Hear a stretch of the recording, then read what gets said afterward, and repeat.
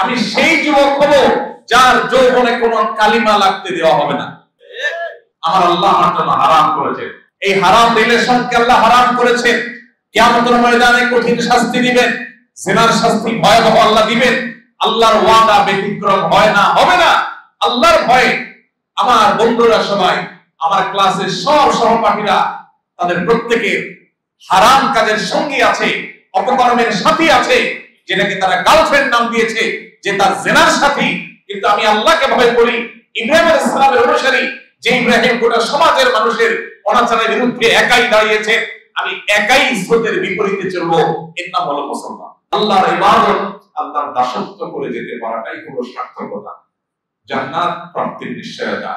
আর আল্লাহর দাসত্ব না করে প্রবৃত্তির গোলামি করা, দুনিয়ার জাকজমক আর চাকচিক্য দেখে এগুলোর পেছনে গিয়ে আল্লাহকে ভুলে যাওয়া, এই গাফলতের জীবনটা হলো ঐশ্বর্যের জীবন, জাহান্নামের জীবন।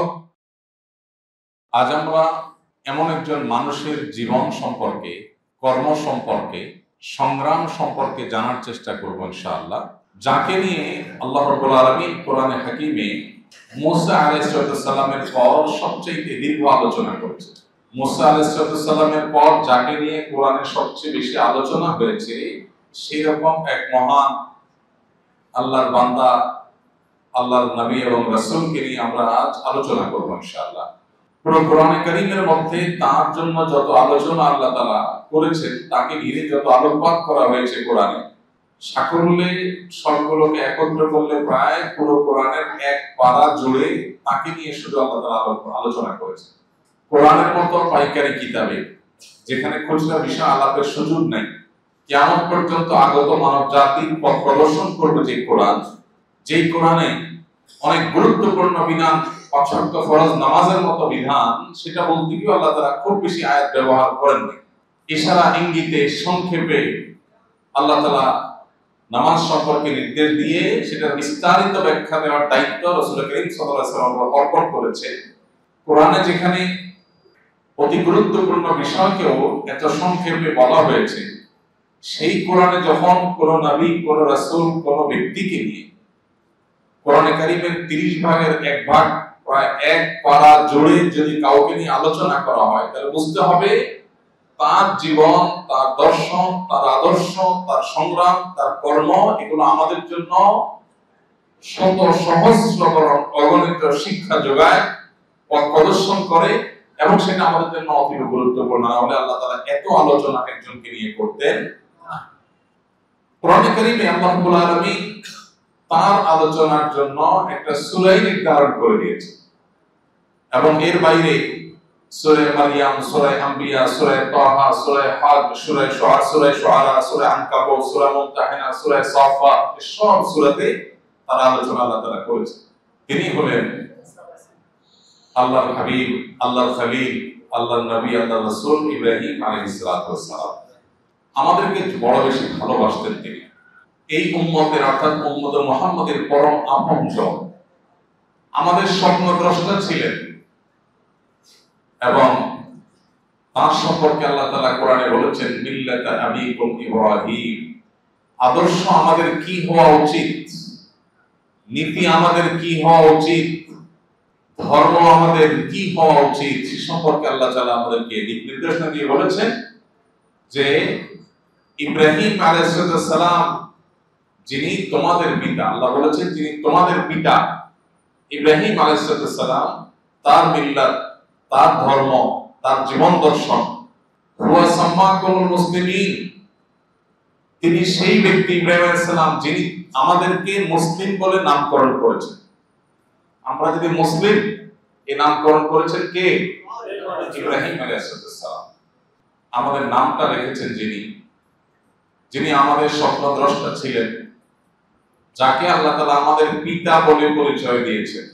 মিল্লাত আবিকুম বলতে মুসলিম জাতি, গোটা মুসলিম মিল্লাত, গোটা মুসলিম উম্মাহ কিয়ামত পর্যন্ত যারা আসবে সবার পিতা, নাকি আরবের যারা ছিলেন সে আরব জাতির পিতা? এটা নিয়ে মুফাসসিরদের মধ্যে একাধিক মত আছে।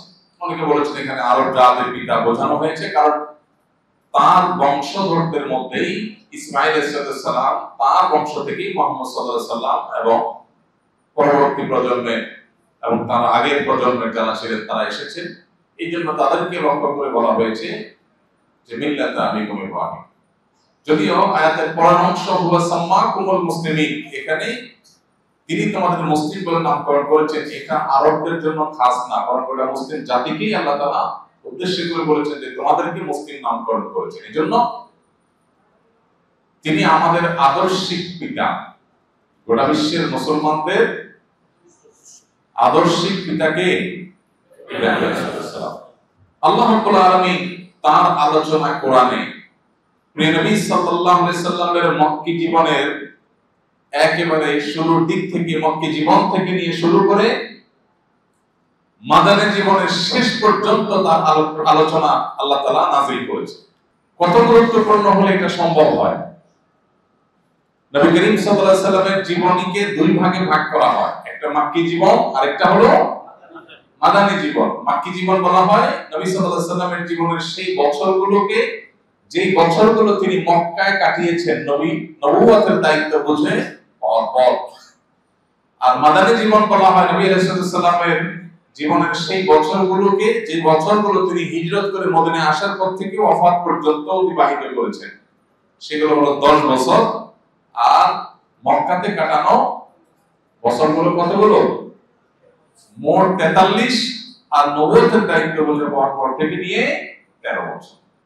ইব্রাহিম আলাইহিস সালামের জীবনী, তার জীবনের বিভিন্ন পাঠ অংশ এত গুরুত্বপূর্ণ যে আমাদের প্রিয় নবী মুহাম্মদ সাল্লাল্লাহু আলাইহি সাল্লামকে আল্লাহ তাআলা কঠিনতম সময়ে মক্কার জীবনেও ইব্রাহিম আলাইহিস সালামের কথা বলেছেন, তার জীবনে শুনিয়েছেন। তার মানে মানুষের জীবনে যখন দুঃখে থাকে, কষ্টে থাকে, বিপদে থাকে, তখনও ইব্রাহিম আলাইহিস সালামের জীবনী তার জন্য আদর্শ। আবার যখন নবী সাল্লাল্লাহু আলাইহি সাল্লাম মদিনার জীবনে গিয়েছেন, তুলনামূলক বিপদ একটু কমেছে, তখনও আল্লাহ রাব্বুল আলামিন তার সামনে ইব্রাহিম আলাইহিস সালামের ঘটনাগুলি তুলে ধরেছেন। তাহলে এখান থেকে বোঝা যায় যে ইব্রাহিম আলাইহিস সালাম আমাদের জন্য আদর্শ হিসেবে কত গুরুত্বপূর্ণ। প্রিয় ভাইরা আমার, তিনি সেই মহান সত্তা যিনি মুআজ্জিনুল হজ ছিলেন, যিনি হজের ঘোষক ছিলেন। আল্লাহ রাব্বুল আলামিন যাকে নির্দেশ করেছেন ওয়াআযিন ফিন নাসি বিল হজ ইয়াতুকা রিজালান ওয়া আলা কুল্লি দামিরিন ইয়াতিনা মিন কুল্লি ফাজ্জিন আমিক। আল্লাহ বলেছেন, ইব্রাহিম, কাবা নির্মাণ শেষ হয়েছে, আপনি এবার বিশ্বের সব মানুষকে ঘোষণা দিন, ওয়াআযিন ফিন নাসি বিল হজ, লোকদিগকে, বিশ্ববাসীকে হজের ঘোষণা দিন। আপনার ঘোষণায় তারা আসবে পায়ে হেঁটে, দূর দূরান্ত থেকে, বিভিন্ন ভাবে। সুবহানাল্লাহ, এই একটা আয়াতের দিকে যদি আমরা খেয়াল করি, আমাদের ঈমানের মিটার তরতর করে উপরের দিকে উঠে যাওয়ার কথা। আল্লাহ তাআলা যখন ইব্রাহিম আলাইহিস সালামকে হজের ঘোষণা দেওয়ার নির্দেশ করেছেন, তখন মক্কায় তেমন কোন মানুষের বসতি, উল্লেখযোগ্য মানুষের বসতি ছিল না। হাতে গোনা কিছু মানুষ, কিছু বণিক ব্যবসায়ীরা যারা পরবর্তীতে তাদের সাথে যুক্ত হয়েছে, খুবই সীমিত। আল্লাহ বলছেন, দূর দূরান্ত থেকে, বিভিন্ন প্রান্তর থেকে আসবে মানুষ, আপনি ঘোষণা দেন। ভাইরা আমার, সেই যুগে মাইকও ছিল না, ফেসবুক, ইউটিউবও ছিল না, টেলিভিশন, রেডিও, মিডিয়া এগুলো কিছুই ছিল না। তিনি একটা পাহাড়ের উপরে, অনেকে বলেছেন সেটা জাবাল আবু কুবাইস, অনেকে বলেছেন আরো বিভিন্ন পাহাড়ের কথা, সেগুলোর উপর উঠে তিনি আল্লাহর নির্দেশ পালন করে ও দুনিয়ার মানুষ সবার মধ্যে তিনি আযানের ঘোষণা, এই হজের ঘোষণা দিয়ে দিয়েছেন। এখন প্রশ্ন হলো, আল্লাহ যে তাকে বললেন যে আপনি ঘোষণা দেন, মানুষ আপনার ঘোষণা শুনে হজ করতে আসবে, আমরা হলে বলতাম, আল্লাহ আমি যে ঘোষণা দেব, এই মক্কায় পাহাড় ছাড়া কিচ্ছু নেই। তখন তো বসতি ছিল না। প্রথম বসতি তার পরিবার, হাজার এবং ইসমাইল আলাইহিস সালাম, মা এবং দুধের শিশু, এই দুইজন হলো মক্কার প্রথম বসতি। তাদের আগে তারা যখন সেখানে বসতি স্থাপন করেন, তখন মক্কা শুধুমাত্র জঙ্গল আর পাহাড়, জনমানব শূন্য একটা উপত্যকা। এরপর সামান্য কিছু মানুষ তাদের সাথে এসে যুক্ত হয়েছে, যারা ব্যবসায়ী ছিলেন। সহিহ বুখারীতে বিস্তারিত বর্ণনা আছে, সে আলোচনা আমরা পরে আসব। যে কথা আসছিলাম সেটা হলো, ইব্রাহিম ইসলামকে যে আল্লাহ বললেন আপনি ঘোষণা দেন, আপনার ঘোষণা শুনে মানুষ হজ করতে আসবে, এই বাইতুল্লাহ নামাজ পড়তে আসবে। বাহ্যিক দৃষ্টিকোণ থেকে এই নির্দেশের যৌক্তিকতাটা কি বুঝে আসছে মাথায় ধরে? এই জনমানুষশূন্য উপত্যকায় খালি গলায় ঘোষণা দিলে গোটা দুনিয়া থেকে মানুষ কিভাবে আসবে? আমাদেরকে যদি এরকম নির্দেশ দেওয়া হতো, আমরা হয়তো বলতাম আল্লাহ কেমন কথা, আমরা বলতেছেন ঘোষণা দিতে সবাই আসবে, তো মাইক দেন, ফেসবুক দেন, ইউটিউব দেন, নেট কানেকশন দেন, তাহলে মানুষ কিভাবে ঘোষণা শুনবে? কিন্তু তিনি আল্লাহ রাব্বুল আলামিনের প্রতি এত বিশ্বাসী ছিলেন, ঈমান এত অটল ছিল, এত অবিচল ছিল, তার বিশ্বাস এত দৃঢ় ছিল। আল্লাহ যেহেতু ঘোষণা দিতে বলেছেন এবং এই ঘোষণার পর পৃথিবীর প্রান্ত প্রান্তর থেকে মানুষ আসবে, এটাও যেহেতু আল্লাহই বলেছেন, অতএব আমি আমার ঘোষণা দেই, কে শুনলো না শুনলো সেটা আমার দেখার বিষয় না। এর আওয়াজ আল্লাহ ঘরে ঘরে পৌঁছাবেন। ইব্রাহিম আলাইহিস সালামের হজের আহ্বান এখন পৃথিবীর প্রত্যেকটা অঞ্চলে, প্রতিটা জনপদে পৌঁছেছে না পৌঁছায়নি? ভাইরা আমার, তিনি সেই নবী, যে নবী আমাদের ঈমানের শিক্ষক, যিনি আমাদের তাওহীদের শিক্ষক, যিনি হজের ঘোষক, যার গুণ, যার বৈশিষ্ট্য ঘন্টাকে ঘন্টা বলার পর আমরা শেষ করতে পারবো না। তার নাম ছিল ইব্রাহিম, আর তার বাবার নাম কোরআনে যেটি বর্ণিত হয়েছে সেটি হলো আযার। এটা নিয়ে অনেক আলাপ মুফাসসিররা করেছেন, আমরা সেদিকে না যাই। তিনি জন্মগ্রহণ করেছেন ইরাকের বাবিল নামক শহরে। কোরআনে একটা শহরের নাম এসেছে, সেটার নাম কি? বাবিল। এই ইরাকের বাবিল শহরে তিনি জন্মগ্রহণ করেছেন। তার মূল উপাধি বেশ একাধিক, আমরা সেটাও আলোচনা প্রসঙ্গে বলবো কি কি উপাধি আছে তার। এর ভিতরে তার একটা উপাধি হলো তিনি ছিলেন আবুল আম্বিয়া বা নবীদের পিতা। কার পিতা? সুবহানাল্লাহ। তিনি ছিলেন নূহ আলাইহিস সালাম, নূহ আলাইহিস সালামের ছেলে সাম ইবনে নূহের বংশধর। ইব্রাহিম আলাইহিস সালামের পর থেকে মুহাম্মদ সাল্লাল্লাহু আলাইহি সাল্লাম পর্যন্ত পৃথিবীতে যত নবী, যত রাসূল এসেছেন, এই সমস্ত হাজার হাজার নবী রাসূলদের সবাই এসেছেন ইব্রাহিম আলাইহিস সালামের একা ওনার বংশ থেকে।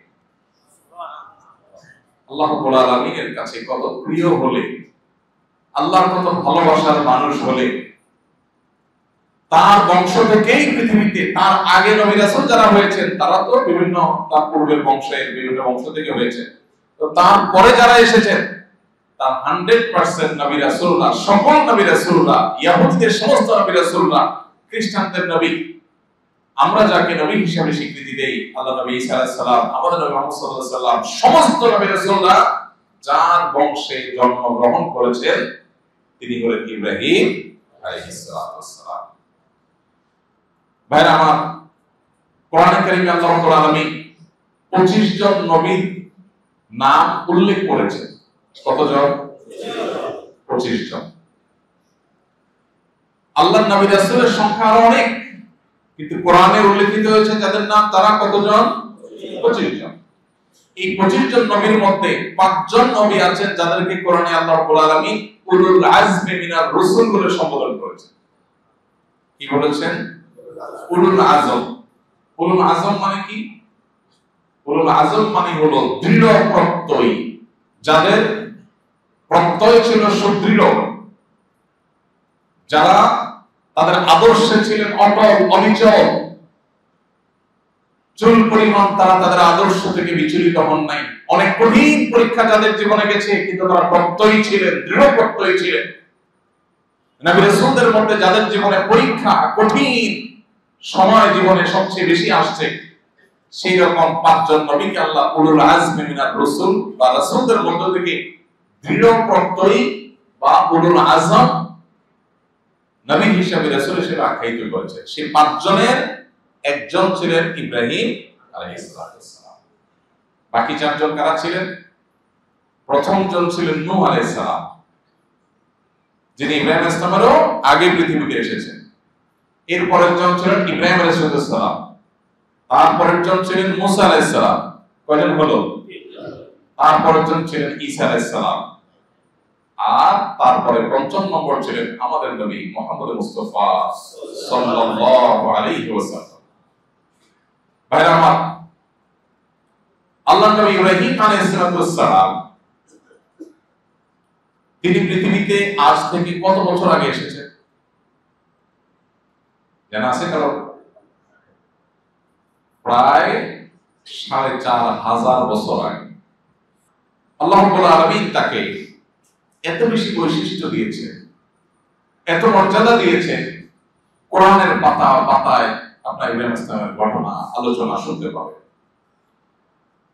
এত বেশি আল্লাহ তাআলা তাকে ভালোবাসতেন, 5 ওয়াক্ত নামাজের প্রত্যেক ফরজ নামাজে, প্রত্যেক নফল নামাজে, প্রত্যেক সুন্নাত নামাজে, প্রত্যেক ওয়াজিব নামাজে, সকল সালাতে আল্লাহ রাব্বুল আলামিন আমাদের নবীর প্রতি দরুদ প্রেরণ করাটাকে যখন আমাদের জন্য নামাজের অংশ করে দিয়েছেন, সেখানে ইব্রাহিম আলাইহিস সালামের জন্য দরুদ পাঠ করাটাকেও আমাদের জন্য নামাজের অংশ করে দেওয়া হয়েছে। আমরা যে নামাজের দরুদ পড়ি এটার নাম কি ভাই? দরুদ ইব্রাহিম। কেন দরুদ ইব্রাহিম নামকরণ করা হয়েছে? কারণ এই দরুদে মুহাম্মদ সাল্লাল্লাহু আলাইহি ওয়াসাল্লামের প্রতি দরুদ প্রেরণ করার পাশাপাশি ইব্রাহিম আলাইহিস সালাম এবং তার বংশধরদের প্রতিও দরুদ প্রেরণ করা হয়। দরুদ প্রেরণ করা মানে কি ভাই? রহমতের দোয়া করা। দরুদ প্রেরণ করা মানে কি? রহমতের দোয়া করা। আল্লাহ যেন অনুগ্রহ নাযিল করেন। আল্লাহ তো তার রাসূলের প্রতি অনুগ্রহ এমনিই নাযিল করবেন, মাঝখান থেকে আমি বলে আল্লাহর কাছ থেকে বেনিফিট পেয়ে যাব। ভাইরা আমার, ইব্রাহিম আলাইহিস সালামের এক নম্বর বৈশিষ্ট্য হলো তাহলে তিনি উলুল আযম নবী ছিলেন, দিনের মধ্যেই 5 সেরা শ্রেষ্ঠ নবীদের একজন ছিলেন। তার আরেকটা বৈশিষ্ট্য হলো আমরা যে বাইতুল্লাহর হজ করার জন্য যাই, তওয়াফ করার জন্য যাই, এই বাইতুল্লাহ নির্মাতা ছিলেন। কত বড় সৌভাগ্যের বিষয়! আমরা যদি একটু চিন্তা করি, কল্পনা করি, তো হয়তো আমাদের সকল হিসাব নিকাশ ক্যালকুলেশন সব থেমে যাবে। কিভাবে থেমে যাবে? আমরা জানি বাইতুল্লাহ এটা পৃথিবীর প্রথম ঘর যেটা আল্লাহর ইবাদতের জন্য, উপাসনার জন্য নির্মাণ করা হয়েছে। উপাসনা ইবাদতের ঘর হিসাবে যে আলাদা ঘর হয়, পৃথিবীতে এই ধারণা এনেছে কিসে? বাইতুল্লাহ। আল্লাহ রাব্বুল আলামিন কোরআনে কারীমে বলেছেন, ইন্না আউওয়ালা বাইতুন উদিআ লিন-নাসি লাল্লাযী বিবাক্কাতা। মক্কার যে ঘর বাইতুল্লাহ কাবা আছে, এটা হলো সেই ঘর পৃথিবীতে যেটি সর্বপ্রথম নির্মাণ হয়েছে আল্লাহর ইবাদতের জন্য। মানুষকে আল্লাহর ইবাদতের জন্য প্রথম ঘর নির্মাণ করা হয়েছে যেটি, সেটা কোনটা? আগে কোনো ঘর ছিল না। নূহ আলাইহিস সালামের প্লাবন কত হাজার বছর আগে হয়েছে সেটা আল্লাহ তাআলা ভালো জানেন। সেটা সঠিক কোন সন খন কোরআন হাদিস কোথাও থেকে পরিষ্কারভাবে পাওয়া যায় না। সেই নূহ আলাইহিস সালামের প্লাবনের সময় গোটা পৃথিবী যখন নিমজ্জিত হয়েছিল, তখন সেই প্লাবনে মাটি কাদার নিচে এই বাইতুল্লাহ চাপা পড়ে গিয়েছিল এবং শত সহস্র বছর ধরে সেটি চাপা পড়ে থাকার কারণে মানুষ আর সেটার কোনো সন্ধান পায়নি। আল্লাহ তাআলা ইব্রাহিম আলাইহিস সালামকে নির্দেশ করেছেন। কি নির্দেশ? তার স্ত্রী হাজার এবং দুধের শিশু ইসমাইলকে নিয়ে মক্কায় যাওয়ার জন্য। মক্কায় তিনি যাওয়ার পর নিজের পরিবারকে রাখলেন কোথায়? মক্কায় এই যে সাফা মারওয়া দুটি পাহাড়, এই এলাকাতে তাদেরকে রাখলেন, কোন একটা পাহাড়ে রাখলেন। আল্লাহ নির্দেশ করেছেন, নিয়ে আসছেন ফ্যামিলিকে, কিন্তু এখানে কোনো মানুষ নেই, কোনো পশু পাখিও নেই, শুধু উপত্যকা আর উপত্যকা, এমনকি পানির ব্যবস্থাও খাওয়া বদলের কথা সেখানে রেখে যখন চলে যাচ্ছে, তার স্ত্রী ইসমাইল আলাইহিস সালামের মা হাজার জিজ্ঞাসা করলেন, আপনি যে আমাদেরকে এখানে রেখে কোনো মানুষ নাই জন নাই এখানে এই ভুতুড়ে পাহাড়ে রেখে চলে যাচ্ছেন, এটা কি আল্লাহর নির্দেশ? কারণ তিনি জানতেন ইনি আল্লাহর রাসূল, আল্লাহর নির্দেশের বাইরে কিছু করেন না, ওহী ছাড়া কোনো কাজ করেন না। তো জানতে চাইলেন এটা কি আল্লাহর নির্দেশ কিনা। তখন তিনি মাথা নাড়িয়ে সায় দিয়ে জানালেন, হ্যাঁ এটা আল্লাহর নির্দেশ। পিছনে ফিরে তাকালেন না, যদি বাচ্চার দিকে তাকে আবার মায়া লাগে আল্লাহর নির্দেশ পালন করতে না পারে, মাথা সায় দিলেন। মা হাজার নিশ্চিন্ত হয়ে গেলেন, আল্লাহর নির্দেশ, ও তাহলে আর চিন্তা নেই, আপনি যান। কি মা ছিল, কি মহিলা ছিলেন, কি ঈমান ছিল। এরপরে ব্যবস্থা চলে গেলেন, শিশু ইসমাইলকে নিয়ে। বুকের দুধ শুকিয়ে যায়, খাবার নাই, ভুতুড়ে জায়গা, পানি নাই। সাফা থেকে মারোয়া, মারোয়া থেকে সাফা, একবারে পাহাড় থেকে দৌড়াই, পাহাড়ের উপরে উঠে আশপাশে কোথাও পানি দেখা যায় কিনা, না কোথাও পানি নেই। এভাবে 7 বার তিনি সাফা এবং মারওয়া চক্কর দিলেন পানির সন্ধানে। আমরা এখন উমরা বা হজ করতে গেলে 7 চক্কর দেই, সেই 7 চক্করের অনুসরণ। এরপর আল্লাহ রাব্বুল আলামিন অলৌকিকভাবে আজকে যে জমজমের পানি আমরা পান করছি, 4500 বছর ধরে যেখান থেকে কোটি কোটি মানুষ, অগণিত মানুষ পান করছে, এই পানির সন্ধান আল্লাহ তাআলা দিলেন সাফা মারওয়ার মধ্যবর্তী জায়গায়। পানির ব্যবস্থা হয়ে গেছে, আলহামদুলিল্লাহ, টেনশন নেই। যখন পানির সেখানে আল্লাহ তাআলা অলৌকিকভাবে পানি সেখান থেকে বের করলেন। সাধারণত মরুভূমি বা পাহাড়ি অঞ্চলে, উপত্যকার অঞ্চলে কোথাও পানি থাকলে সেখানে পাখিদের ঝাঁক থাকে, বনে জঙ্গলে কোথাও পানি থাকলে সেখানে পশুদের ঝাঁক থাকে। এখানে যেহেতু পানি পাওয়া গেছে, পাখিরা বিভিন্ন জায়গা থেকে এসে পানি পান করবে। কোন একটা মুসাফিরদের দল যারা কোন দেশে ব্যবসা বাণিজ্য করতে গেছে, সেখান থেকে যাচ্ছিল, তারা দেখছিল যে দূর থেকে কোথাও পাখি উড়াচড়া করছে। তখন তারা বললেন এখানে পানি আছে। আসলেন তারা, কাছাকাছি এসে দেখে, আরে সর্বনাশ, শুধু পানি না, একটা ছোট ফুটফুটে দুধের বাচ্চা নিয়ে একজন মহিলা আছে। তারা এলাকাটা দেখে খুব পছন্দ করলো। আসলে সব তো আল্লাহ তাআলার হিকমত, আল্লাহই তাদের বান্দাদেরকে পাঠাচ্ছে। বললেন যে আমরা এখানে বসবাস করতে চাই। ওই তিনি একা একা আল্লাহ পাঠিয়ে দিয়েছেন, আমরা এখানে বসবাস করতে চাই, আপনি অনুমতি দিবেন কিনা। দেখেন সেই যুগের মানুষের মধ্যেও কি ম্যানার্স ছিল, যে উনি যেহেতু আগে এখানে আছেন, অতএব এখানে থাকতে হলে ওনার পারমিশন নিতে হবে। ওনার পারমিশন নিলেন, উনি বললেন থাকতে পারো, তবে পানির ব্যাপারটা, পানি এটা আমার, অর্থাৎ আমার নিয়ন্ত্রণে থাকবে। তিনি দিলে পান করবেন, না দিলে না পান করবেন, কারণ অনেক কষ্ট করে তিনি সেটা আবিষ্কার করেছেন। এরপর তারা সেখানে বসবাস শুরু করলো, মক্কা আবাদ করা শুরু হয়ে গেল। ভাইরা আমার, ইব্রাহিম ইসলামের আলোচনা আসলে একদিন সকাল থেকে বিকাল পর্যন্ত হওয়া দরকার।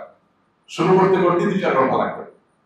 এত কথা, এক পারা যেখানে কোরআনে আল্লাহ তাআলা কথা বলেছেন, সেটা আমরা আধা ঘন্টা 1 ঘন্টা কেমনে বলবো, তারপরে সংক্ষিপ্ত বলা। এই যে মক্কা আবাদ করা শুরু হলো, যে মক্কায় কোনো মানুষ ছিল না, যে মক্কায় কোনো মানুষ ছিল না, সে মক্কা ভুতুড়ে নগরী, যেখানে জনমানব শূন্য উপত্যকা ছিল, বাইতুল্লাহ যেখানে মাটির নিচে চাপা পড়ে গেছে, সেখানে ইব্রাহিম ইসলামের স্ত্রী হাজার এবং ছেলে ইসমাইলকে দিয়ে আল্লাহ তাআলা আবাদ করা শুরু করলেন। আল্লাহ তাআলার কাছে তিনি দোয়া করলেন ইব্রাহিম ইসলাম,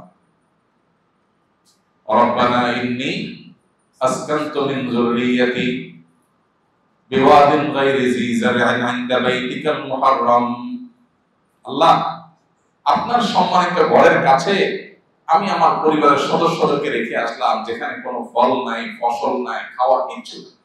এরপর অংশ কি, রব্বানা ওয়াজআল আফইদাতান মিনান নাসি তাহওয়ি ইলাইহি। আয়াত ঠিক আছে? হাফেজ করে, হাফেজ নাই কেউ? সবাই হাফেজ এখানে? আল্লাহ রাব্বুল আলামিনের কাছে দোয়া করলেন, আল্লাহ, আমার পরিবারকে যেহেতু এই জনমানব শূন্য উপত্যকা রেখে গেলাম, যেখানে কোনো ফল ফসল নাই, আপনি তাদেরকে ফল ফসল দিয়ে রিজিক দেন, আর মানুষের মনগুলোকে এই নগরীর সাথে এমন ভাবে সম্পৃক্ত করে দেন, এমন ভালোবাসা সৃষ্টি করে দেন মানুষের অন্তরে এই নগরের প্রতি, যাতে মানুষ এই শহরটাকে ভালোবাসে। দোয়া কি কবুল হয়েছে না হয় নাই? কি হওয়াটা হয়েছে? কি হওয়াটা হয়েছে? যারা তায়েফ গেছেন তারা জানেন এমন কোন ফল ফসল নাই যেটা 12 মাস তায়েফে হয় না। তায়েফের এলাকা থেকে বের হয়ে অন্য এলাকায় ঢুকে গেলে সেখানে অন্যায়, কিন্তু তায়েফে আছে এমন ফল ফসল আল্লাহ তাআলা দিলেন যে 12 মাস ফল ফসলে ভরা। আজ সে আমরা তায়েফ দিলে ফল কিনে আনে, তাই না? এরপরে যে শহর অনাবাদী ছিল, আল্লাহর নির্দেশ পালন করেছেন একা একা নির্জনে। এই প্রশ্ন করেন নাই আল্লাহ এই নির্জন জায়গায় যে আমি থাকবো কেমনে, দোয়া করছেন আল্লাহ তার নির্দেশ পালন করছে, আপনি এবার ব্যবস্থা করে দেন এটাকে জমানো। এরপর আল্লাহ তাআলা জমানোর ব্যবস্থা করে দিলেন। এমন করা দোয়া করছেন আল্লাহ মানুষের অন্তরে মক্কার প্রতি ভালোবাসা দিয়ে দেন, এমন ভালোবাসা দিলেন যে 20 বার 30 বার 40 বার মক্কায় যদি কেউ যায় তারপরেও মক্কা যাওয়ার প্রতি আগ্রহ বিন্দু মাত্র। আপনি যদি পৃথিবীর কোন জায়গা দেখতে যান, তাজমহল দেখতে যান, আমি গেছি, একবার গেলে দ্বিতীয়বার আপনারা বাইন্দা করে নিতে পারবেন, গেছি তো আর কি। কিন্তু বাইতুল্লাহ মক্কায় যারা একবার গেছেন তারা আরো পাগল হয়ে গেছে, আরো ব্যাকুল হয়ে গেছে, আবার যাওয়ার জন্য অস্থির হয়ে যান। দোয়া কবুল হয়েছে না হয় নাই? ইব্রাহিম ইসলামের বৈশিষ্ট্য হলো তিনি বাইতুল্লাহ নির্মাতা। বাইতুল্লাহ নির্মাণ করা কত বড় কাজ আমরা কি চিন্তা করি? এই বাইতুল্লাহ আল্লাহ তাআলা তাকে ওহী করেছেন যে নূহ আলাইহিস সালামের প্লাবনে যে বাইতুল্লাহ মাটির নিচে চাপা পড়ে গেছে, এই বাইতুল্লাহ মূল ফাউন্ডেশন কোথা থেকে কোথায় কতটুকু ছিল এটা তাকে আল্লাহ তাআলা গাইড করেছেন। সেই গাইড অনুযায়ী তিনি সেটা আবিষ্কার করেছেন, মাটি খুঁড়ে বের করেছেন। তিনি যে বাইতুল্লাহ নির্মাণ করেছেন, এখন সেই বাইতুল্লাহ আমরা গিয়ে নামাজ পড়লে এক রাকাতে সওয়াব পাই কয় রাকাতে? 1 লক্ষ রাকাতে। 4500 বছর আগে যদি সেটা নির্মাণ করেন তিনি, 4500 বছর ধরে কত মানুষ ইবাদত করছে? নামাজ, তাওয়াফ, ইতিকাফ, কত ইবাদত করছে? কোন ক্যালকুলেটরে গণে বের করা সম্ভব? যত মানুষ যত ইবাদত করেছে, প্রতি রাকাতে 1 লাখ করে যত কোটি যত মিলিয়ন মানুষ শতাব্দীর পর শতাব্দী, সহস্রাব্দ থেকে সহস্রাব্দী পর্যন্ত ইবাদত করেছে, তারা সবাই যত সওয়াব পেয়েছে বাইতুল্লাহ নির্মাণ করার কারণে, নির্মাণ করে মানুষের ইবাদতের ব্যবস্থা করার কারণে তাদের সবার সমান সওয়াব তিনি পাচ্ছেন কি পাচ্ছেন না? হাদিসের বর্ণনা আলোকে তিনি সেই সওয়াব পাচ্ছেন। মান সান্না সুন্নাতান হাসানাতান ফালাহু আজরুহা ওয়া আজরু মান আমিলা বিহা। কেউ কোন ভালো কাজ যদি শুরু করে দেয়, কোন একটা ভালো কাজ এলাকাতে শুরু করে দিলেন, আপনি চালু করে দিলেন, এবার আপনার দেখা দেখি যতজন করবে তাদের সবার সওয়াব তারা তো পাবেই। আপনি যে শুরুটা করে দিয়েছেন এই জন্য আল্লাহ তাআলা তাদের সবার সওয়াব আপনার আমলনামায় দিবে। এই হিসাবে ইব্রাহিম আলাইহিস সালামের আমলনামাতে কি পরিমাণ আমলের পাহাড়কে পাহাড় জমা হচ্ছে সেটা একমাত্র আল্লাহ রাব্বুল আলামিন ছাড়া কেউ বলতে। আল্লাহ কত ভালোবাসলে, আল্লাহর কত পছন্দের মানুষ বান্দা হলে তাকে আল্লাহ তাআলা এত সওয়াব প্রাপ্তির সুযোগ করে দেন, সেটা একমাত্র আল্লাহ তাআলা ভালো জানেন।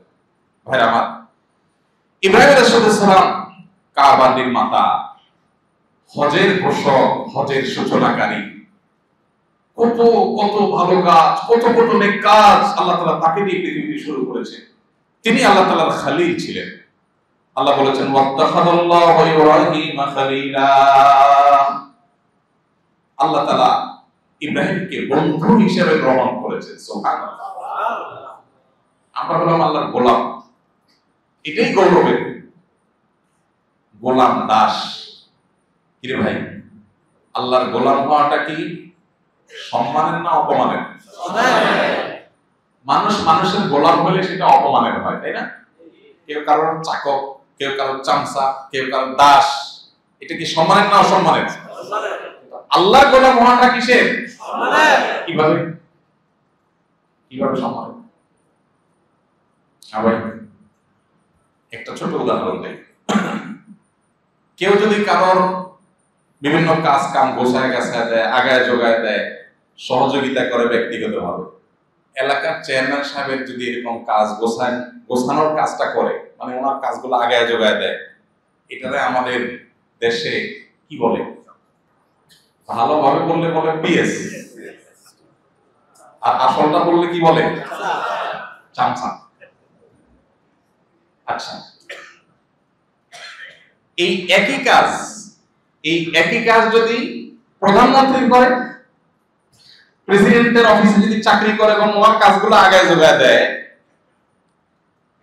তার নাম কি?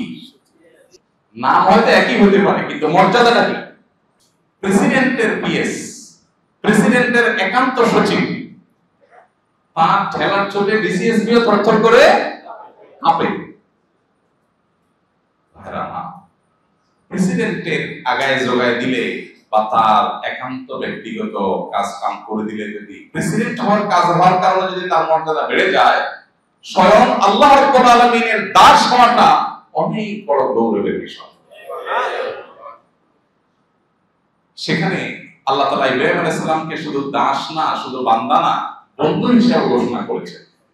কত প্রিয় মানুষ হবে এটা সম্ভব হয়?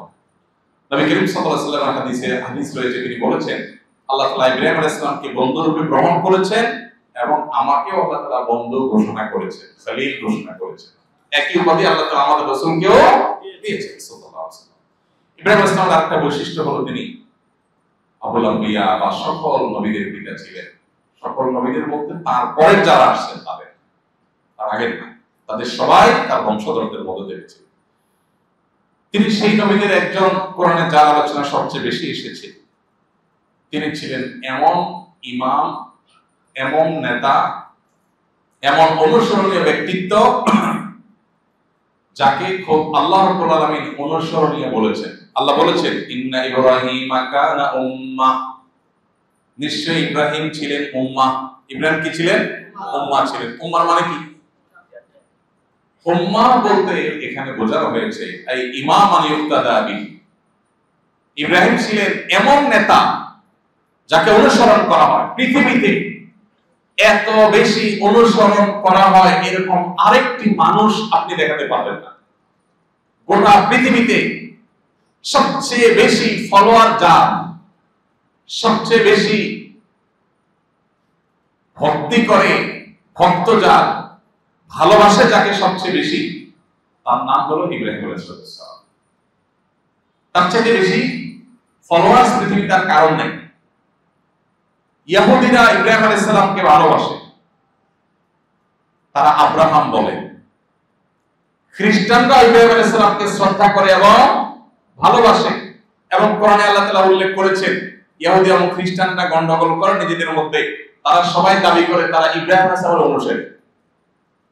আছে না কোরআনে?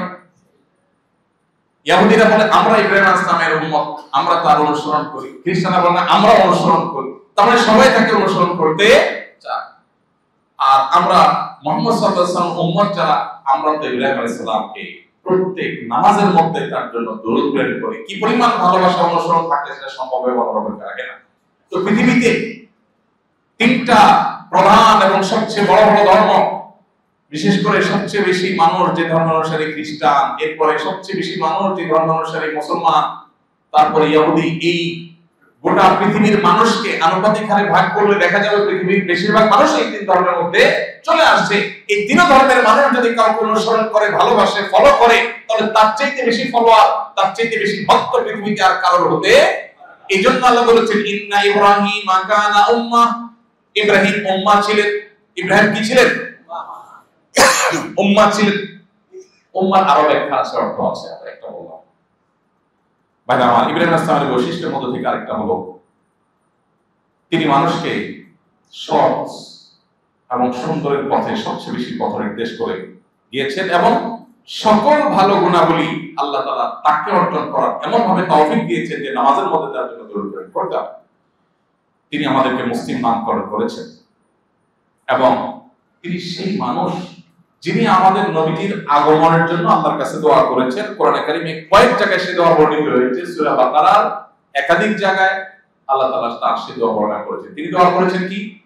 ও আল্লাহ, আমার বংশধরদের মধ্যে আমার পরবর্তী প্রজন্মের মধ্যে, আমার সন্তান সন্ততির মধ্যে এমন একজন রাসূলকে পাঠান যিনি মানুষকে আপনার আয়াত পড়ে শোনাবে, মানুষকে পরিশুদ্ধ করবে, সংশোধন করবে, ভালো মানুষ বানাবে এবং তাদেরকে কিতাব এবং হিকমতের শিক্ষা দিবে। আপনি এরকম একজন রাসূল পাঠান। আল্লাহ পরবর্তীতে তার জবাবে বলেছেন যে আল্লাহ ইব্রাহিম আলাইহিস সালামের দোয়া কবুল করে এই উম্মতের মাঝে সেই রাসূল পাঠিয়েছেন যিনি ওই তিনটা কাজ, মানুষকে আত্মশুদ্ধি করা, কোরআন এবং সুন্নাহ, কোরআনের আহ্বান মানুষের কাছে পৌঁছে দেওয়া এবং কিতাব এবং হিকমত, কোরআন এবং সুন্নাহ তালিম দেওয়ার কাজ আঞ্জাম দেন। তার নাম কি? মুহাম্মদ মুস্তাফা সাল্লাল্লাহু আলাইহি ওয়াসাল্লাম। ভাইরা আমার, ইব্রাহিম আলাইহিস সালামের জীবনে দাওয়াতের কাজ তিনি কিভাবে করেছেন সেটার আলোচনাই কোরআনের সবচেয়ে বেশি। আসলে এবার আমরা ইব্রাহিম আলাইহিস সালামের দাওয়াতের কাজে প্রবেশ করি। কিভাবে তিনি দাওয়াতের কাজ করেছেন? ইব্রাহিম আলাইহিস সালামের দাওয়াতের কাজে তিনি অত্যন্ত বিনয়ী এবং বিনম্র ছিলেন এবং কৌশলী ছিলেন। তার বাবা এবং তার বংশের লোকজন, এলাকার লোকজন, পাড়া প্রতিবেশী, তাদেরকে দাওয়াত দেওয়ার জন্য তিনি সবচেয়ে বেশি ব্যাকুল ছিলেন। বাবাকে দাওয়াত দিতে গিয়ে তিনি বলেছেন ইয়া আবাতি। ইয়া আবাতি মানে কি? হে আমার প্রিয় বাবা, হে আমার প্রিয় বাবা। এইভাবে সম্বোধন করে বাবার প্রতি শ্রদ্ধা জ্ঞাপন করেছেন। যেই বাবা তাকে বলেছেন তুমি তোমার এই সমস্ত কথা বন্ধ করো, তোমার এই সমস্ত ধর্মের দাওয়াত দেওয়া বন্ধ করো, না হলে তোমাকে আমি পাথর মেরে শেষ করবো, এলাকা ছাড়ো। যেই বাবা রূঢ় আচরণ করেছেন তিনি সেই বাবাকে বলছেন ইয়া আবাতি, হে আমার প্রিয় বাবা। একজন দায়ী, আমরা যখন ইসলামের কথা কাউকে বলবো, আমরা যখন ভালো কাজের কথা মানুষকে বলবো, আমাকে যদি মানুষ কটু কথাও বলে আমার মুখে কটু কথা মানাবে। আমি যেহেতু দাওয়াতের কাজ করছি অতএব আমি কোমল ভাবে দাওয়াতের কাজ করবো। এই জন্য আল্লাহ তাআলা কোরআনে কারীমে মুসা এবং হারুন আলাইহিস সালামকে বলেছেন ফাকুলা লাহু কাউলান লাইয়িনা, আপনারা দোনো ভাই গিয়ে ফেরাউনের মতো কাট্টা কাফেরকে ও কথা যখন বলবেন কোমল ভাবে বলবেন। এজন্য ইসলামের কথা, দাওয়াতের কথা আমরা মানুষকে যখন বলবো তখন বিনয় এবং কোমলতার সাথে বলতে হবে। ইব্রাহিম আলাইহিস সালামের জীবন থেকে সেই শিক্ষা পাওয়া যায়। শুধু তাই নয়, তিনি বাবার প্রতি এতটা অনুগত সন্তান ছিলেন। বাবা মুশরিক ছিলেন, শিরকে লিপ্ত ছিলেন। বাবা তাকে পাথর মেরে হত্যা করতে চেয়েছেন, এলাকা ছাড়া করতে চেয়েছেন। এরপরও তিনি বাবাকে এত শ্রদ্ধা করে দাওয়াত দিয়েছেন, সে কথা শুনে নাই বাবা। তারপরেও বলছেন বাবা আমি তোমার জন্য আল্লাহর কাছে অবশ্যই ক্ষমা চাইবো, আল্লাহ যেন তোমাকে মাফ করেন। যদিও আল্লাহ তাআলা পরবর্তীতে তাকে তাম্বিহ করেছেন মুশরিকের জন্য ক্ষমা চাওয়া যায় না, কিন্তু তিনি সেই তাম্বিহ যতক্ষণ জানতেন না, আল্লাহ নিষেধাজ্ঞা আসার আগে তিনি বাবার জন্য ক্ষমা চাওয়ার কথা পর্যন্ত বলেছেন। এরপরে তার এলাকার লোকজনকে যখন দাওয়াত দিয়েছেন তাদেরকে বলেছেন দেখো তোমরা মূর্তি পূজা করো না, তোমরা প্রতিমা পূজা করো না, তোমরা কোনো মানুষের পূজা করো না, কোনো সৃষ্টির পূজা করো না। তোমরা পূজা করবে, ইবাদত করবে, উপাসনা করবে কার? একমাত্র আসমান জমিনের মালিকের আল্লাহর ইবাদত করবে, আর কারণ নয়। তাওহীদের এই শিক্ষা বারবার তিনি দিয়েছেন, কিন্তু যতবার দিয়েছেন তাদের তেরামি, তাদের গোলামি, তাদের হটকারিতা সেটা আরো বেড়েছে। তারা যখন আকাশের তারকা পূজা করত তিনি তাদেরকে বোঝাবার জন্য অসাধারণ উপায়ে অত্যন্ত কৌশলের সাথে তাদেরকে দাওয়াত দিলেন। আকাশের তারকা দেখে যখন তিনি বললেন এই তারকা রব, কিছুক্ষণ পরে যখন তারকা ডুবে যায় আকাশে, তারকা কি সারা রাত দিন 24 ঘন্টা থাকে আকাশে? যখন তারকা ডুবে গেল তিনি বললেন যে যে ডুবে যায় সে আবার আমার রব কিভাবে হয়? যে নিজে হারায় যায় সে আবার কি সে সৃষ্টিকর্তা হতে পারে? এরপরে তিনি বললেন চাঁদ একটু অনেক বড়, অনেক আলো দেয়, তাহলে এটা রব হতে পারে কিনা? এরপর যখন চাঁদও ডুবে গেল বললেন না যে ডুবে যায় সে তো রব হতে পারে না। সূর্যের বেলা একই কথা বললেন, আমল করবে। এটার উপরে আমল আমাদের নবী সাল্লাল্লাহু আলাইহি সাল্লাম করেছেন। ইব্রাহিম ইসলাম যেটা করেছেন তার সুন্নতের উপরে আমল করেছেন কে? আমাদের নবী মুহাম্মদ সাল্লাল্লাহু আলাইহি সাল্লাম। কোথায়? উহুদের যুদ্ধের পরে, যেটাকে গজওয়ায়ে হামরাউল আসাদ বলা হয়। উহুদের যুদ্ধের পর মক্কার মুশরিকরা একটা গুজব ছড়াই দিল মুসলমানদের মধ্যে ভয় সৃষ্টি করবার জন্য। এমনি এই যুদ্ধে মুসলমানরা নানা দিক থেকে পর্যদস্ত হয়েছে, 70 জন সাহাবী শাহাদাত বরণ করেছে, অনেক মূল্যবান ব্যক্তিকে মুসলমানরা হারাইছে, রাসূল আকরাম সাল্লাল্লাহু আলাইহি ওয়াসাল্লামের দাঁত মোবারক ভেঙে গেছে, বিপর্যস্ত হয়েছে, মন ভাঙা, মন মরা, মনে কষ্ট নিয়ে মদিনায় ফিরছে। এর মধ্যে মক্কার মুশরিকরা খবর পাঠাইছে যে ইন্নান নাসা কাদ জামাউ লাকুম ফাখশাউহুম, মানুষরা একত্র হয়েছে মক্কার মুশরিকরা, তোমরা ভয় করো, ত্রাস সৃষ্টি করার চেষ্টা করছে। নবী করিম সাল্লাল্লাহু আলাইহি ওয়াসাল্লাম তখন বলেছেন, কি বলেছেন? হাসবিয়াল্লাহু ওয়া নি'মাল ওয়াকিল, আল্লাহ আমার জন্য যথেষ্ট, আল্লাহ আমার জন্য, হাসবুনাল্লাহ, আল্লাহ আমাদের জন্য যথেষ্ট।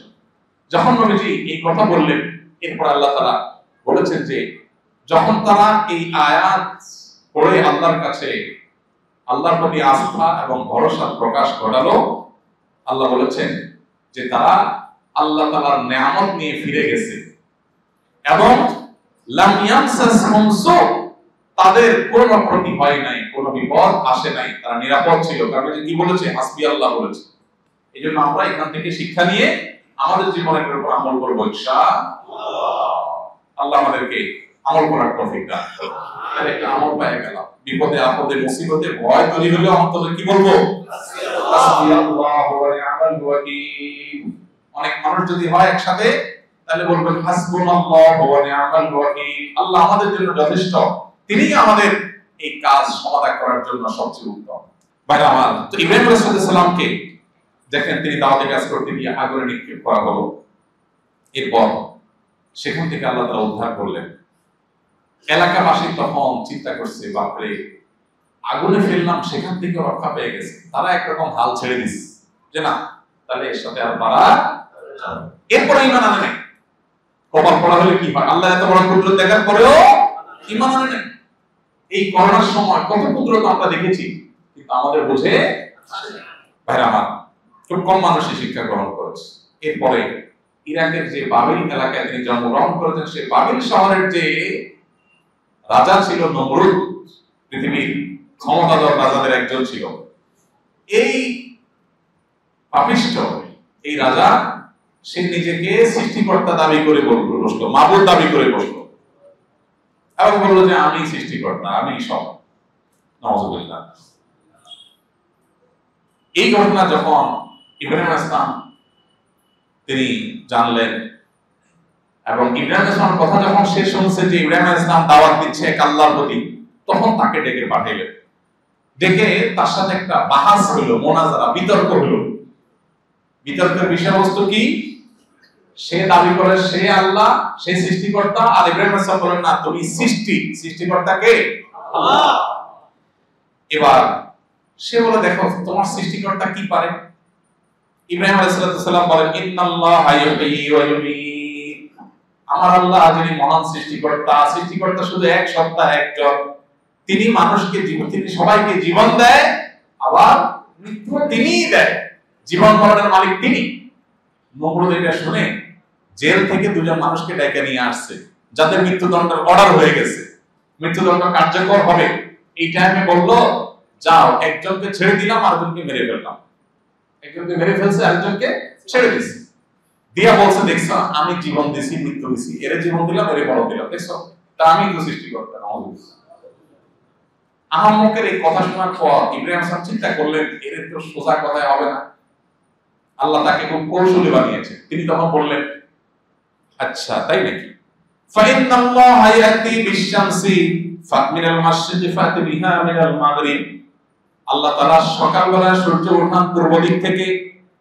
তুমি যদি সৃষ্টিকর্তা হয়ে থাকো, তাহলে তুমি সূর্য দেখি পশ্চিম দিক থেকে উঠায়া দেখাও। ফাবহিতাল্লাযী কাফার, এরপরে তার কোনো জবাব না, জবাব হয়ে গেছে। এভাবে ইব্রাহিম আলাইহিস সালাম দাওয়াতের কাজ করেছে। একা একা একজন মানুষ, একটা সমাজ, একটা কুফরি শক্তি, শিরকি শক্তির বিরুদ্ধে কিভাবে দাঁড়াতে হয়, সেই শিক্ষা যদি আপনার নিতে হয়। সমাজের সবাই দুই নম্বরই করে ভাই, সবাই করে ভাই, কোনো ব্যাপার না ভাই, মাপ চাই নিয়ে আল্লাহর কাছে নেন ভাই, ঘুষ ঘুষ সবাই করে ভাই। এগুলো চলে কি চলে না? গোটা সমাজের মানুষ করবে। আমি তো ইব্রাহিম আলাইহিস সালামের অনুসারী, আমি সমাজের অন্যায়, অনাচার, খারাপ কাজ, হারাম কাজ, এগুলোর বিপরীতে প্রয়োজনে একা চলবো। ঠিক আছে না ইনশাআল্লাহ? ইনশাআল্লাহ। সব যুবকরা বেশিরভাগ যুবকরা হারাম সম্পর্কে লিপ্ত। আমি সেই যুবক হব যার যৌবনে কোনো কালিমা লাগতে দেওয়া হবে না। আমার আল্লাহ আমার জন্য হারাম করেছেন, এই হারাম রিলেশনকে আল্লাহ হারাম করেছেন। কিয়ামতের ময়দানে কঠিন শাস্তি দিবেন, জিনার শাস্তি ভয়াবহ আল্লাহ দিবেন। আল্লাহর ওয়াদা ব্যতিক্রম হয় না, হবে না। আল্লাহর ভয়ে আমার বন্ধুরা সবাই, আমার ক্লাসের সব সহপাঠীরা, তাদের প্রত্যেকের হারাম কাজের সঙ্গী আছে, অপকর্মের সাথী আছে, যেটাকে তারা গার্লফ্রেন্ড নাম দিয়েছে, যে তার জিনার সাথী। কিন্তু আমি আল্লাহকে ভয় করি, ইব্রাহিম আলাইহিস সালামের অনুসারী, যে ইব্রাহিম গোটা সমাজের মানুষের অনাচারের বিরুদ্ধে একাই দাঁড়িয়েছে, আমি একাই স্রোতের বিপরীতে চলবো।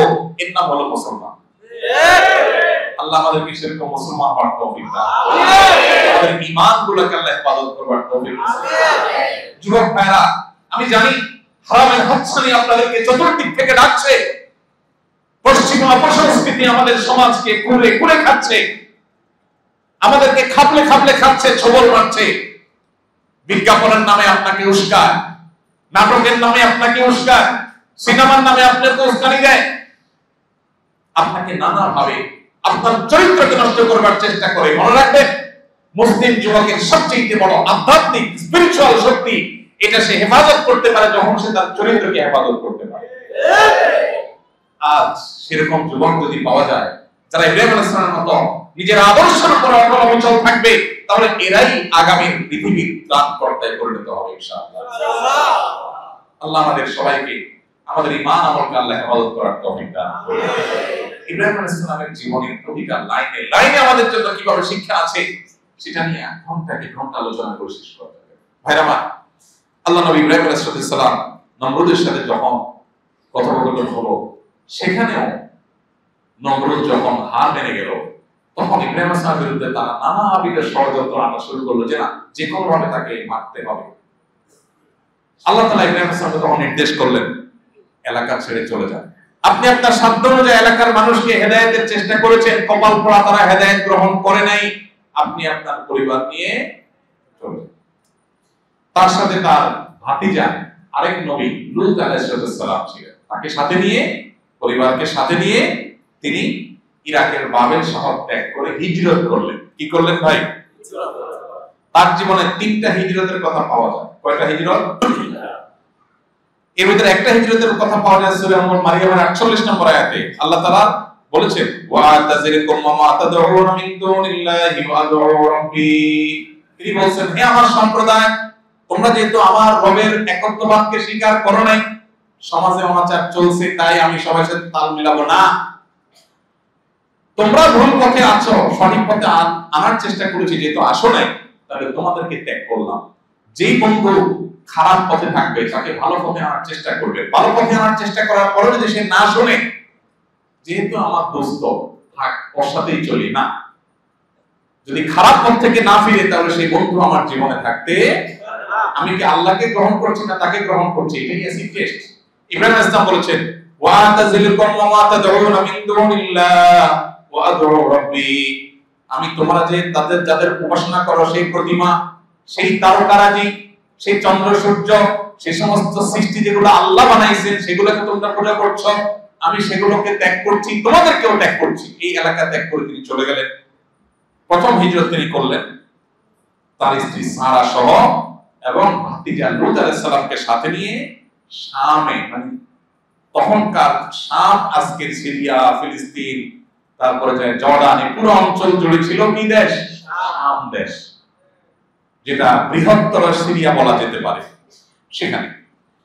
এরপরে দ্বিতীয় হিজরতের কথা আল্লাহ তাআলা সূরা আনকাবুতের 26 নম্বর আয়াতে বলেছেন, ওয়া ক্বালা ইন্নী মুহাজিরুন ইলা রাব্বি। সেখানে ভয়াবহ দুর্ভিক্ষ দেখা দিয়েছে শাম দেশে। আল্লাহ তাআলা তখন নির্দেশ করলেন, আপনি মিশরে ফ্যামিলি নিয়ে যান। তখন তিনি আল্লাহ নির্দেশে আবার মিশরে গেলেন। দ্বিতীয় হিজরত হলো। মিশরে অনেক ঘটনা ঘটেছে, আমি সেদিকে আর না যাই, আল্লাহর কুদরতের প্রকাশ সেখানে ঘটেছে। 3 নম্বর, তৃতীয় দফা, আল্লাহ তাআলা তাকে নির্দেশ করেছেন তার স্ত্রী হাজারকে এবং ইসমাইল, দুধের শিশু ইসমাইলকে নিয়ে কোথায় যাওয়ার জন্য? মক্কা যাওয়ার জন্য। এই যে মক্কা যাওয়ার জন্য বলেছেন, সেটা হলো তৃতীয় হিজরত। তাহলে ইরাকের বাবেল থেকে শাম দেশ, সেখান থেকে মিশর, তারপরে তিনটা হিজরত তার জীবনে ছিল। এতগুলো ত্যাগ জীবনে করা লাগছে, এখান থেকে ওখানে, ওখান থেকে ওখানে, আল্লাহ নির্দেশ পালন কখনো পিছপা। তার জীবনে কঠিন কঠিন পরীক্ষা আসছে ভাই। তার পরীক্ষাগুলো এত কঠিন ছিল, আল্লাহ বলেছেন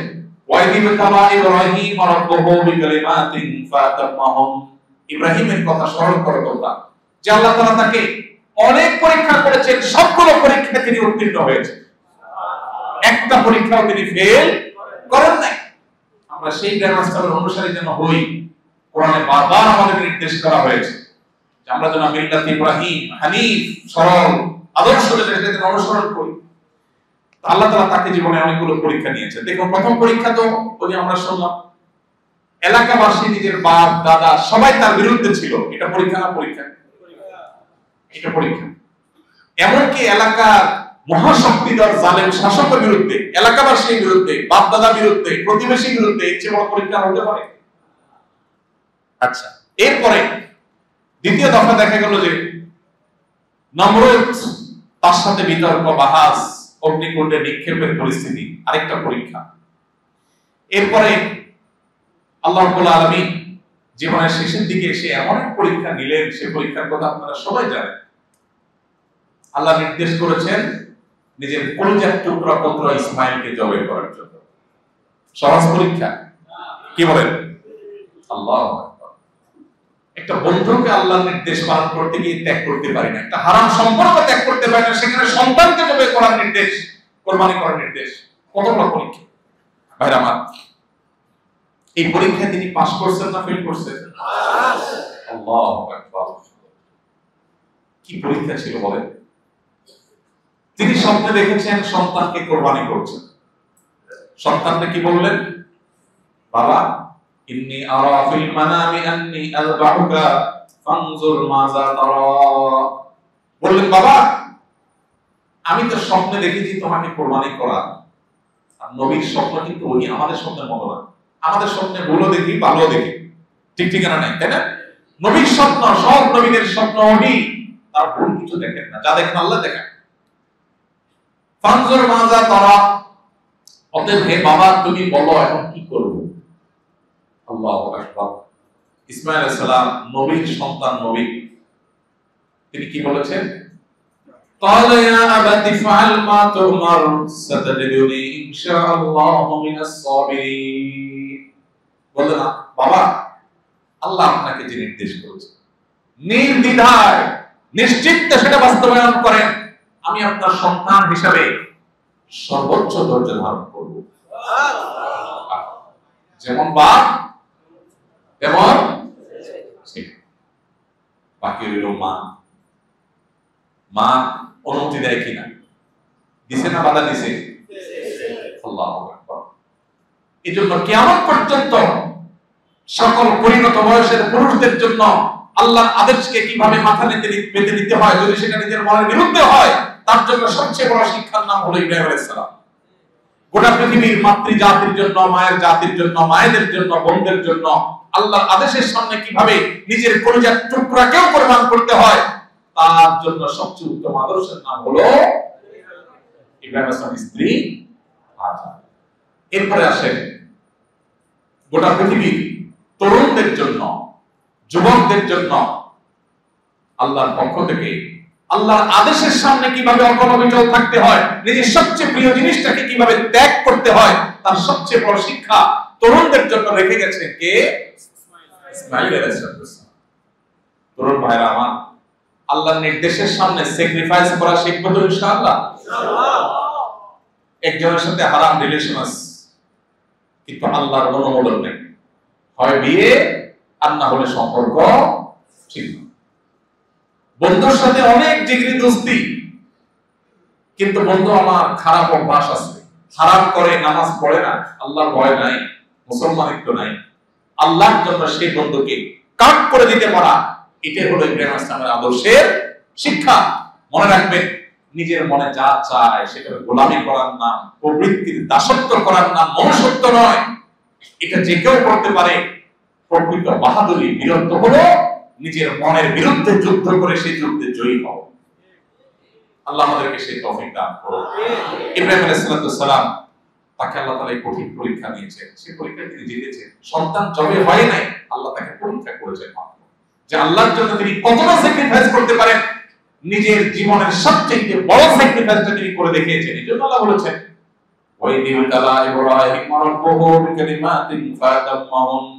আল্লাহ যত পরীক্ষা তার কাছ থেকে নিয়েছেন সবগুলোতে তিনি পাস করেছেন। এরপরে তার জীবনে আরেকটা পরীক্ষা ছিল, ওই যে আগুনের নিক্ষেপ, যেটা আমরা একটু আগে শুনলাম। আরেকটা পরীক্ষা ছিল, মিশরে যখন হিজরত করে গেছেন সেখানে জালেম শাসক তার স্ত্রীকে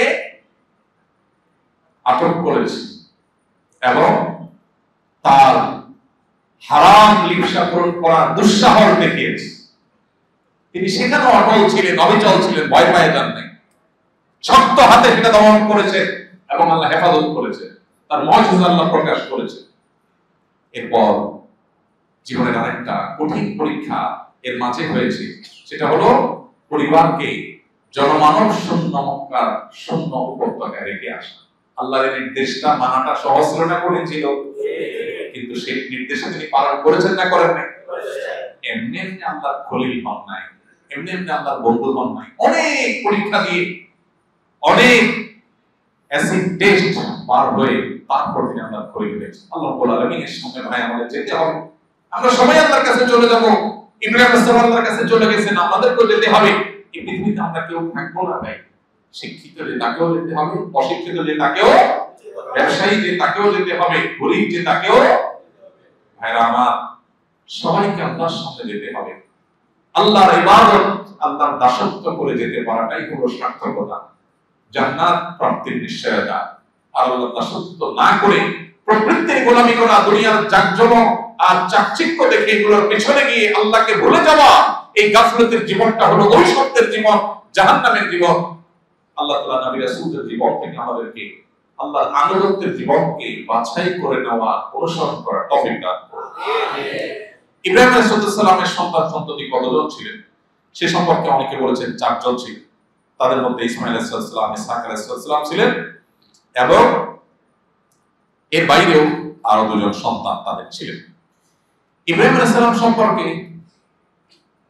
ওই যে আমরা বলছিলাম তিনি আবুল আম্বিয়া, সব নবীদের বাপ। কিভাবে সব নবীদের বাপ ছিলেন? ইব্রাহিম আলাইহিস সালামের ছেলের নাম ছিল, 2 ছেলের মধ্যে এক ছেলে ইসমাঈল, আর এক ছেলের নাম ছিল কি? ইসহাক। ইসহাক আলাইহিস সালাম তিনিও নবী ছিলেন, ইসমাঈল নবী ছিলেন।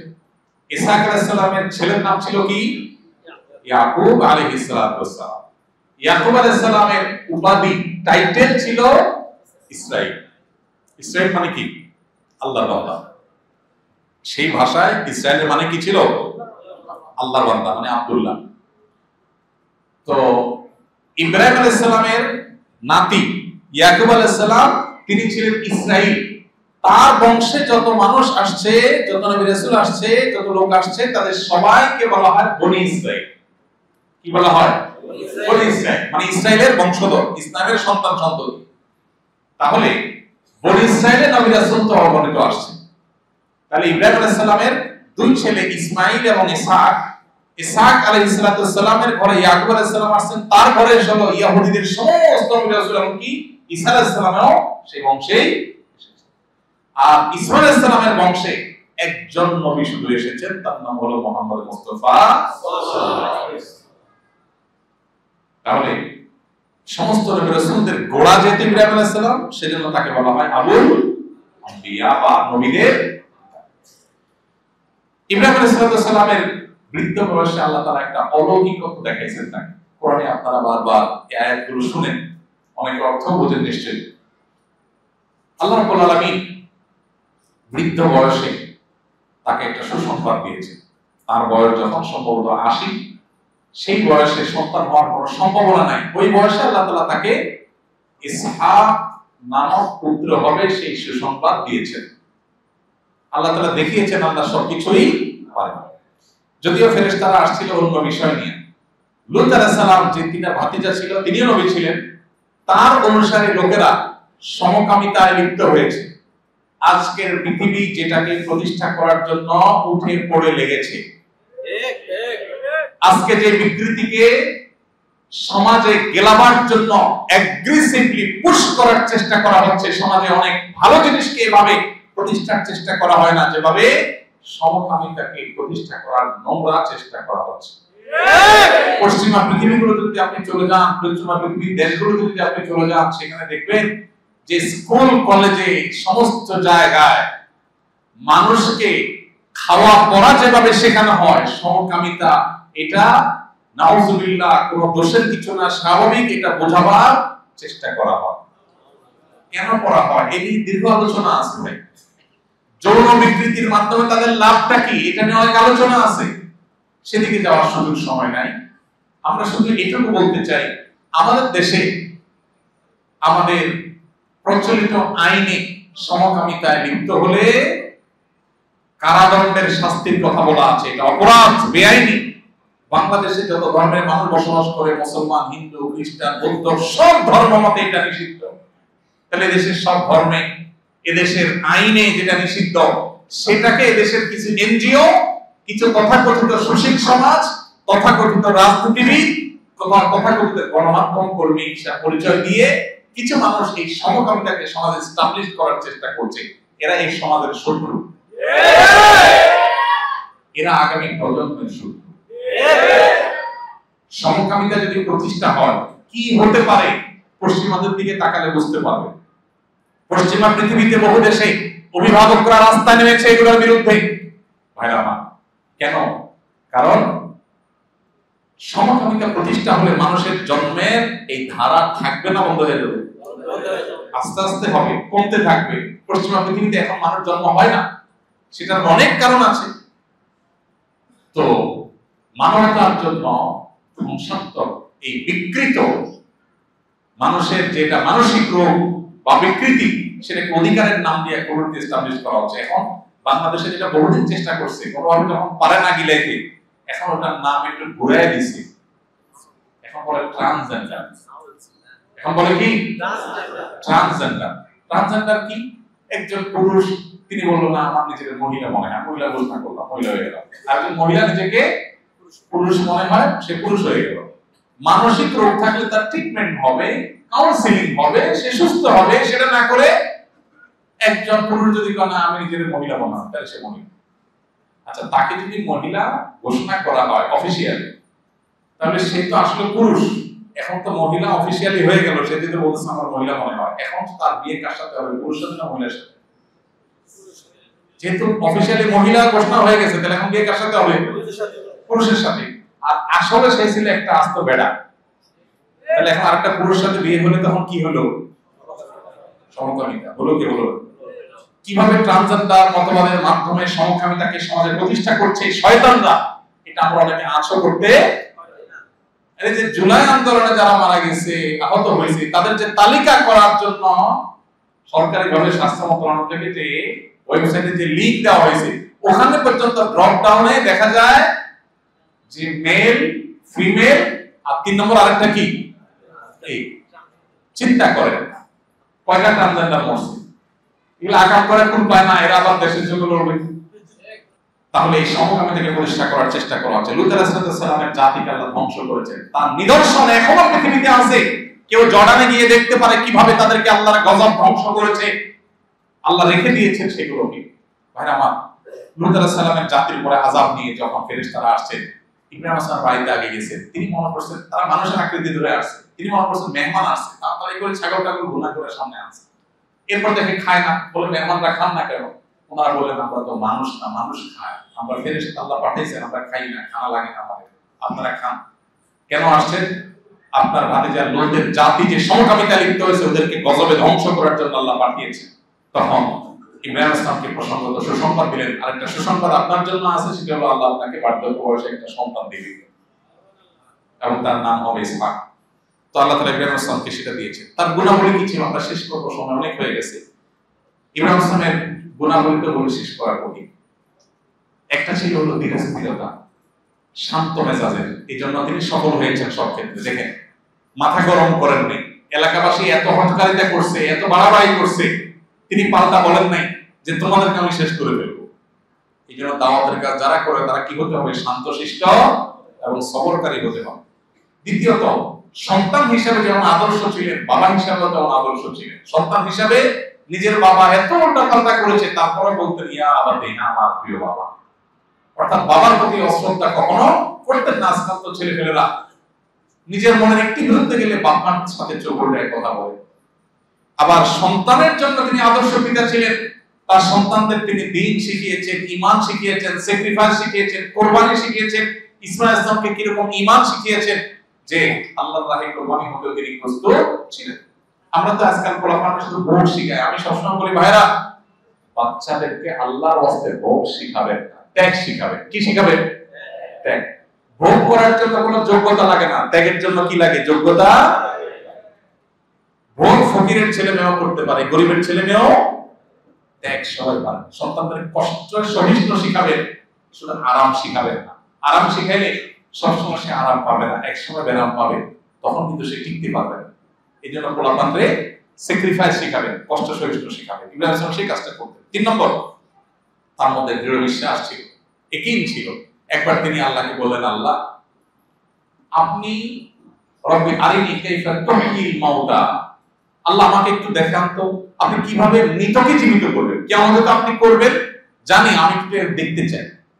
আল্লাহ বলেন, আওয়ালাম তুমিন, আপনার কি বিশ্বাস হয় না আমি মৃতকে জীবিত করতে পারবো?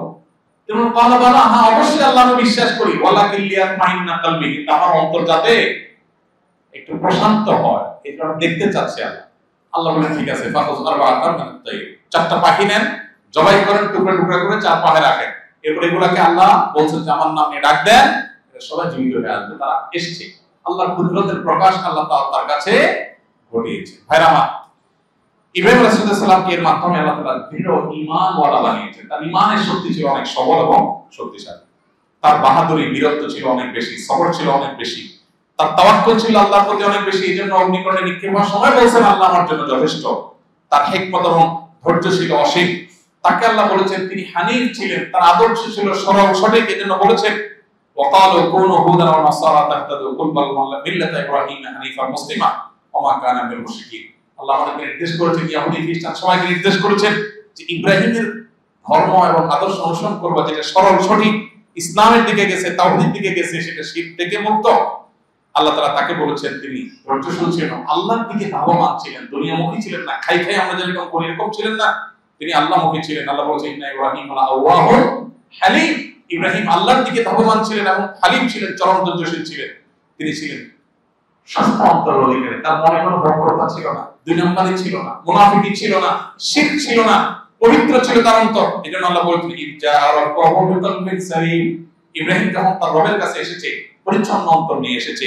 আল্লাহ কোরআনে বলেছেন ইয়াউমা লা ইয়ানফাউ মালুন ওয়ালা বানুন ইল্লা মান আতাল্লাহা বিকলবিন সালিম, কিয়ামতের দিন আল্লাহর কাছে যদি কেউ সুস্থ অন্তর নিয়ে যায়, যে অন্তরে হিংসা নাই, দুনিয়ার মোহ নাই, খারাপ জিনিস নাই, সে নাজাত পাবে।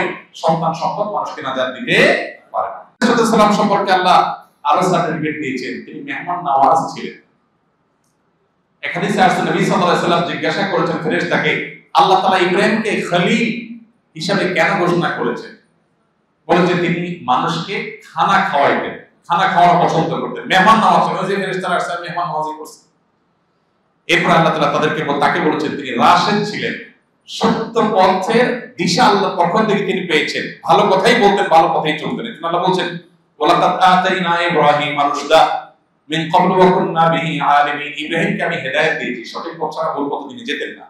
এবং আল্লাহ তাআলা তার সম্পর্কে আরো বলেছেন ওয়াজকুর ইবাদানা ইব্রাহিম ওয়া ইসহাক ওয়া ইয়াকুব ওয়া উলিল আইদি ওয়াল আবসার, ইব্রাহিম, ইসহাক এবং ইয়াকুব তারা বাপ বেটা, এরা সবাই ছিলেন উলিল আইদি, শক্ত হাতের। শক্ত হাতের বলতে আল্লাহর আনুগত্যের ক্ষেত্রে তারা দৃঢ় ছিলেন এবং অন্তর্চক্ষু সম্পন্ন ছিলেন। আল্লাহ তাআলা তার বৈশিষ্ট্য বলতে গিয়ে আরো বলেছেন তিনি সত্যবাদী ছিলেন। ওয়াজকুর ফিল কিতাব ইব্রাহিম ইন্নাহু কানা সিদ্দীকান নাবিয়্যা, ইব্রাহিম আলাইহিস কথা স্মরণ করো যে তিনি ছিলেন সত্যবাদী নবী, কখনো মিথ্যা বলতেন না এবং আল্লাহর একত্ববাদের বাইরে কখনো বিশ্বাস রাখতেন না। ওয়া ইন্নাহু ফিল আখিরাতি লামিনাস সালিহিন, আল্লাহ বলেন আখিরাতে নেককারদের অন্তর্ভুক্ত হবে। ভাইরা, ইব্রাহিম আলাইহিস সালাম সম্পর্কে আসলে কথা আমি যেটা বলেছি 2-4-5 ঘন্টা বলে শেষ করা যাবে না, আমরা শেষ করি। ইব্রাহিম আলাইহিস সালাম আল্লাহ তাআলার কাছে অনেক দোয়া করেছেন। কোরআনে সেই দোয়াগুলো উল্লেখ আছে। দোয়াগুলো বলতে আমরা অনেক সময় হয়ে গেছে, আমি সেদিকে যাচ্ছি না। আপনারা অনলাইনে সার্চ করবেন ইব্রাহিম ইসলামের দোয়াগুলো, কিছু অনেক দোয়া আছে এবং তার সেই দোয়াগুলো আমাদের জীবনে খুব গুরুত্বপূর্ণ। তিনি আল্লাহর কাছে প্রত্যেকটা দোয়া করে তার কবুল হয়েছে। ওই যে দোয়া করেছেন রব্বানা ওয়া আসবিহি রাসূলা, রাসূল পাক আল্লাহ দোয়া কবুল করছেন না করেননি? করছেন। এভাবে বিভিন্ন দোয়া আল্লাহর কাছে করেছে। দেখুন মানুষ তো নিজের ছেলে মেয়ের চিন্তা করে, ইব্রাহিম ইসলাম তার পরবর্তী বংশধরের জন্য আল্লাহ তাআলার কাছে দোয়া করেছেন। যুররিয়া বলতে পরবর্তী বংশধর, ছেলে মেয়ে, তাদের বংশ যারা আছে সব স্বামী, তাদের সবার হেদায়েতের জন্য তিনি দোয়া করেছেন।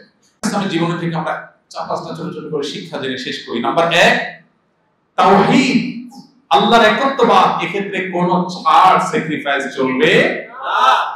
আল্লাহই আমার সৃষ্টিকর্তা, আল্লাহই আমার বিধানদাতা, আল্লাহই আমার মালিক, আল্লাহ আমার পালনকর্তা। গোটা পৃথিবী, গোটা দুনিয়ার সকল সভ্যতা একসাথে হয়ে, গোটা পৃথিবীর সকল শক্তি একসাথে হয়ে যদি আমাকে কোনো কিছুকে দেখায় একভাবে, আর আল্লাহ যদি আমাকে অন্যভাবে বলে, তো আমি আল্লাহর পথেই চলবো, সেটা আমার কাছে বুঝে আসুক অথবা ইব্রাহিম আলাইহিস সালামকে আল্লাহ অনেকগুলো নির্দেশ করেছেন, বুঝে আসে নাই। ওই যে বলছেন মুআজ্জিন ফিন নাসি বিল হক, হযরত ঘোষণা দেন, বুঝে আসছে, কিন্তু তিনি দিয়েছেন, কাজ হয়েছে না হয় নাই? আল্লাহ তাআলা তাকে সন্তান জবে করার নির্দেশ দিয়েছেন, বুঝে আসছিল, কিন্তু তিনি সফল হয়েছেন না হন নাই? এভাবে জীবনের প্রত্যেকটা ক্ষেত্রে আল্লাহর নির্দেশের সামনে অটল অবিচল থাকার সবচেয়ে বড় শিক্ষা ইব্রাহিম আলাইহিস জীবনে আছে। ইব্রাহিম আলাইহিস সন্তানদের জন্য, বংশধরদের জন্য দোয়া করতেন, তাদেরকে নামাজ কায়েমকারী বানাতেন। এজন্য আমরা আমাদের সন্তানদের দুধে ভাতে রাখবো, শিক্ষা শিক্ষিত করব, কিন্তু পাশাপাশি সবচেয়ে গুরুত্ব দিয়ে তাদেরকে দিনদার আল্লাহ ভীরু নামাজি করার চেষ্টা করব। তাহলে এরাই সুসন্তান হবে, সুনাগরিক হবে।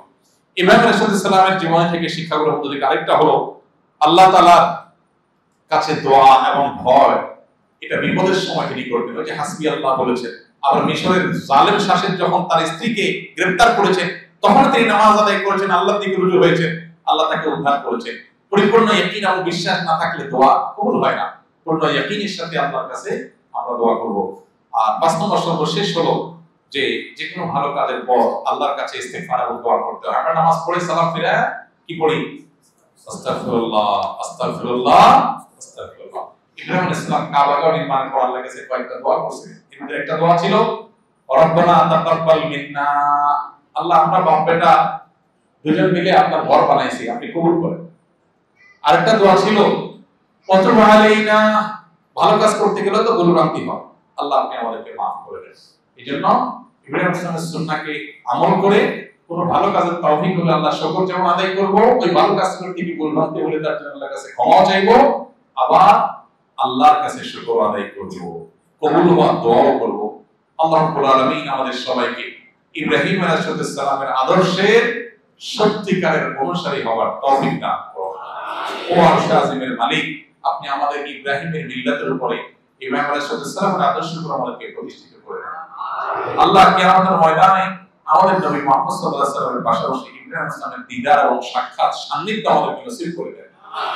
আজকে এই মজলিসে আমরা যেভাবে সমবেত হয়েছি, কথা শুনেছি, আল্লাহ উপকারী কথাগুলো অনুযায়ী আমাদের সবাইকে আমল করার তৌফিক দান করুন। আল্লাহ আমরা এখানে যেরকম একত্র হয়েছি, সমবেত হয়েছি, আপনার হাবিব মুহাম্মদ সাল্লাল্লাহু আলাইহি ওয়াসাল্লামের সাথে, আপনার খলিল ইব্রাহিম আলাইহিস সালামের সাথে জান্নাতুল ফিরদাউসে ঠিক একই ভাবে আমাদেরকে তাদের সাথে মিলিত হওয়ার তৌফিক দান করুন। জাযাকুমুল্লাহু খাইরান ওয়া আখিরু দাওয়ানা আলহামদুলিল্লাহ। আস-সুন্নাহ ফাউন্ডেশন, উম্মার স্বার্থে সুন্নাহর সাথে।